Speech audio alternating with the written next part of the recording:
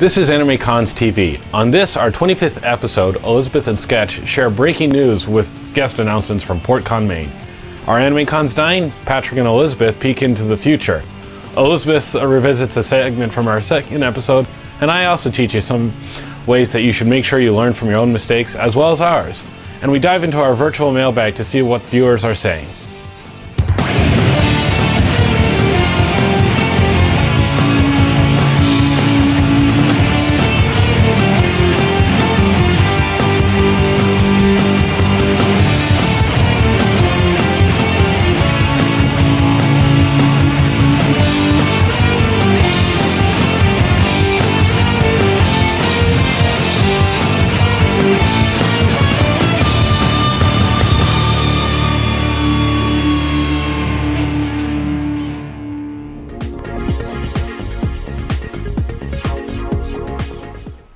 This month's news announcement is the first guest announcements for PortConMaine, which will be June 23rd through 26th in Portland, Maine. The first guest is Rob, Sketch Schultz. And the second guest is Elizabeth. Wait, so we're both guests? Yes. How did that happen? I don't know. Oh, I think there was a didn't sign up for this sign with a devil or something. Who knows? Anyway, it'll be a lot of fun. It's a great convention in June, and Portland's a great city if you've never been there. And on top of that is we will both have our own separate panels, which we'll list later. I'll be doing cosplay panels and possibly doing a game show or two. And I've been cosplaying and winning awards since 2004, and I've been an artist all my life, and generally they think that's good enough to be a guest.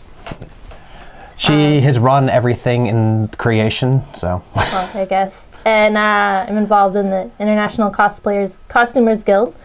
And so I'll be talking about that a little bit while I'm up there as well. And also that is PortCon is now multi-genre. This is the first year, so we'll be trying to broaden from anime in our panels. Bringing on like cool geeky stuff. So yeah. June 23rd, so come on down and bring pie. I love pie. Pie's good. Pie's good. Anime conventions were born out of science fiction conventions, but something that a lot of people have been talking about recently is anime conventions expanding to encompass other genres like science fiction. So we thought we'd talk about the death of anime conventions. Well, I don't know if you go that far. Yeah. But we actually want to talk about this because last weekend we went to Aresia, which is a long-running science fiction fantasy convention in Boston. It's been ongoing for 20-some-odd years now. See, it's technically a science fiction convention. I'd call it more of a catch-all convention. It's definitely expanding since when it started, and their anime track is better than a lot of anime tracks I've seen at anime conventions, from their paneling to what they're showing in the rooms where they're screening anime. It's absolutely fantastic, and of course you can always enter anime costumes in the masquerade, which covers everything. But as for them branching out to cover everything, because we talked about PortCon is now everything, even though it kind of always was everything. I think they're technically calling it geek culture convention. Dragon Con definitely has a huge all geeky, nerdy, that kind of thing.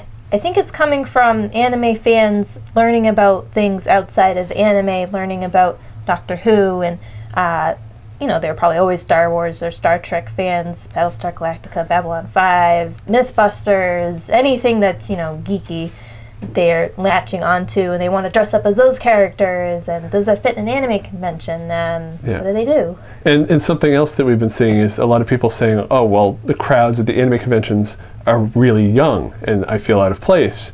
So we think, I think at least a lot of those people are discovering these other conventions as a place to go with people who are closer to their own age.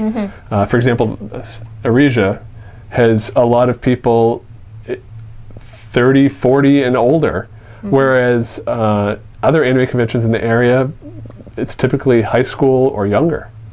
So there's a big separation of age groups between the two, I think. Yeah, because I'm 28. When I go to an anime convention, I'm definitely one of the oldest people there. When I go to a sci-fi convention, I'm definitely one of the youngest people there, and it's really weird to be right in the middle between these two types of conventions that are going on.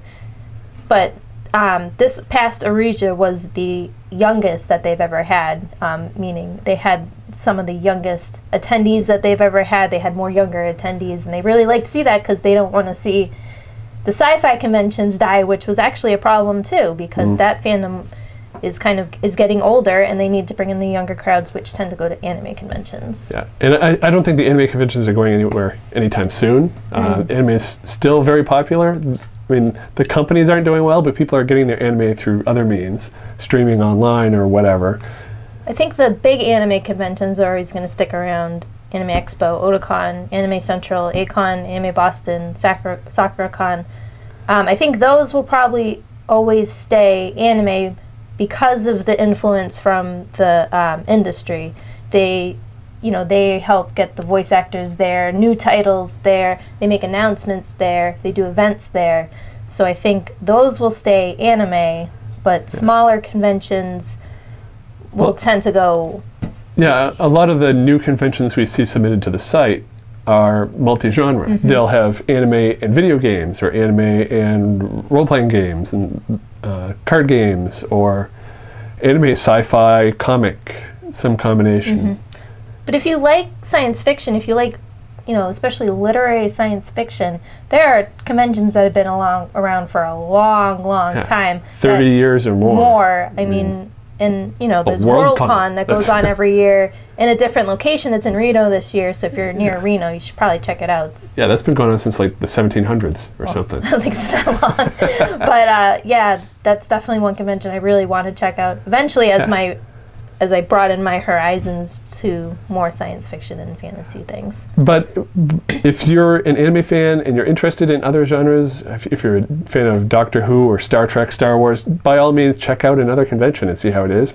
And if you're a science fiction fan who likes anime, try out an anime convention. They're not as bad as we make them seem sometimes. Yeah, it's a lot of fun. Because a lot of anime is science fiction. Yeah. So there's a lot of great titles for you to check out on both sides. Yeah. I'm Elizabeth. This is my brother Patrick. And we just finished packing for the convention we're leaving for tomorrow. So we're going to show you how we packed our stuff into all this. I have this. That's it. So what you should have already done is made a list of what you need.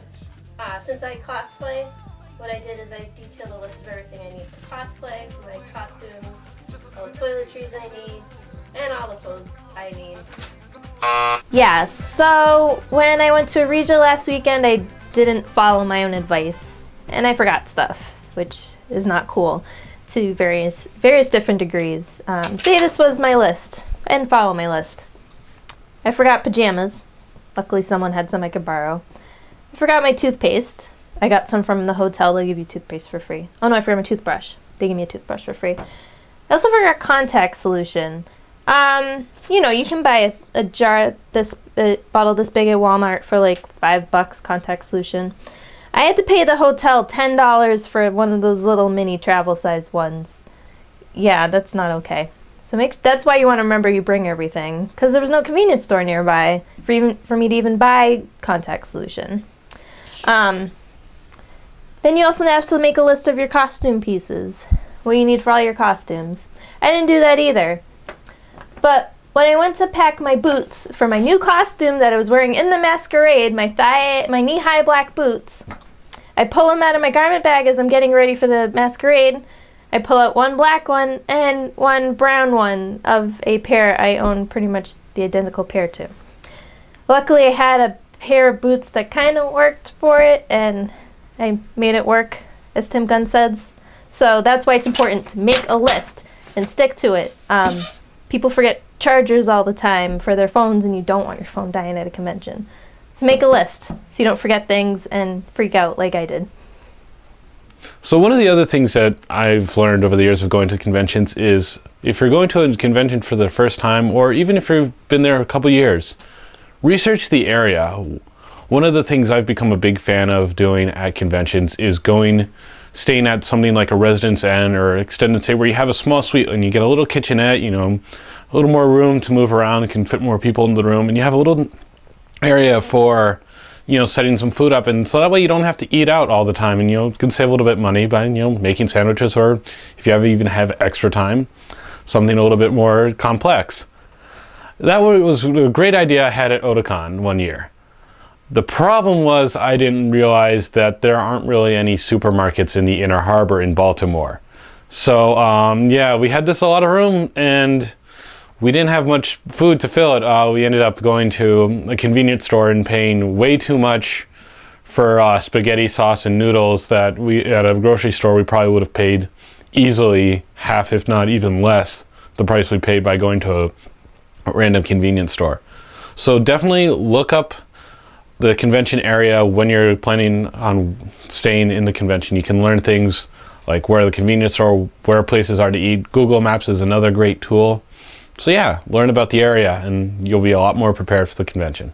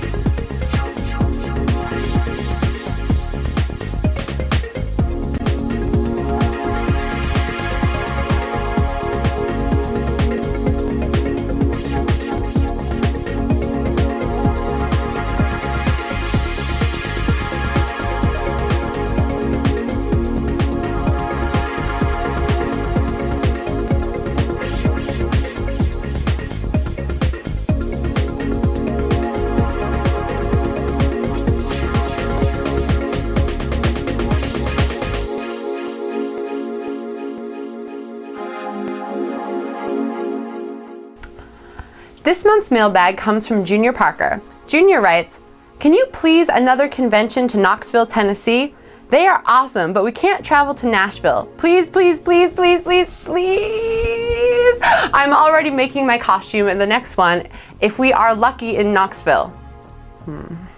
I even talked my mom into going. Please and thank you, Junior Parker. There's no punctuations at all! Well, Junior. Unfortunately, we don't have anything to say about where conventions are, or when conventions are, or starting conventions, or killing conventions, or anything like that. We just report on conventions when they occur. They're the ones that start them and they tell us. But there are several conventions in Tennessee. You'll have to find out where they are. You can check out the website and find out the dates and the locations. If you'd like another one to start there, maybe you can contact people about starting a new one closer to you, or maybe you could help out at some of the ones that already exist and maybe learn more about making a convention that way. Visit AnimeCons TV and you'll find links to our forums, Twitter, Facebook, iTunes, subscription feeds, and past episodes. Now I'm gonna get serious for a second. We've got this voice line that we've been begging you guys to call. I'll probably get in trouble for telling you this, but nobody has called. Hey! No, crap. Really though, they haven't. Seriously, if you call in and leave us a voicemail, you would make our day. The number is 762-ADDICATE. That's 762-233-7828. And just because you might be confused, it's actually 762-ADEQUATE. That's 762-233-7828. Thank you. And next month, Patch D will be sharing his secret method for creating a convention programming schedule.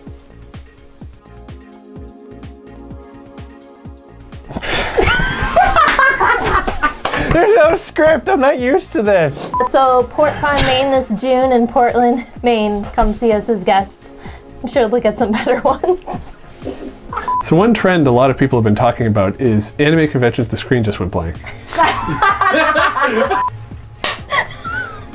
But something that a lot of people...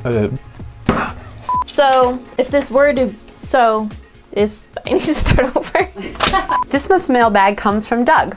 Doug writes, "Can you please..." Wait, what? It's not. Oh!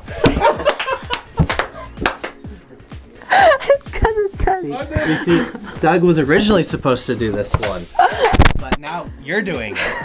And that name just happens to be there. But if you notice right down there, after the email... All right, this month's mailbag comes from Parker. That's not his first name. Well, you know, just have Shiva's hate mails, okay? All right.